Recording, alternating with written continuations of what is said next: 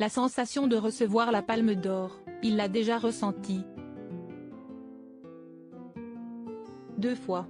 Le réalisateur suédois Ruben Östlund sera le président du jury du 76e Festival de Cannes, qui se tiendra du 16 au 27 mai sur la Croisette, 50 ans après sa compatriote Ingrid Bergman, ont annoncé mardi 28 février 2023 les organisateurs dans un communiqué transmis à l'AFP.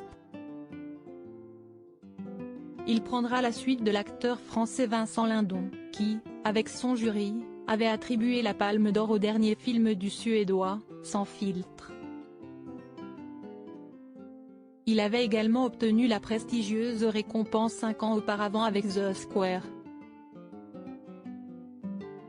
Je suis heureux, fier et empreint d'humilité de me voir confier l'honneur de présider le jury du Festival de Cannes cette année.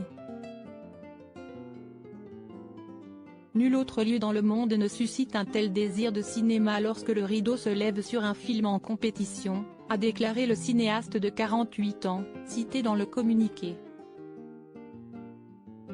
Il devient, après l'américain Francis Ford Coppola et le franco-serbe Emir Kusturica, le 3e cinéaste doublement palmé à devenir président du jury, et le tout premier à endosser ce rôle l'année suivant son sacre, précise le communiqué. Ruben Östlund devra choisir la Palme d'Or parmi la vingtaine de films en compétition, qui doivent être dévoilés prochainement. Il sera épaulé par plusieurs jurés, dont les noms seront également dévoilés prochainement.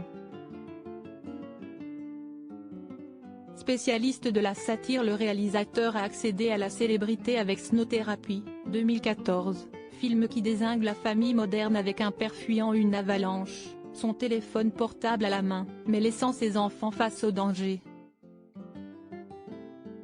Le film avait remporté le prix du jury dans la catégorie Un certain regard, à Cannes.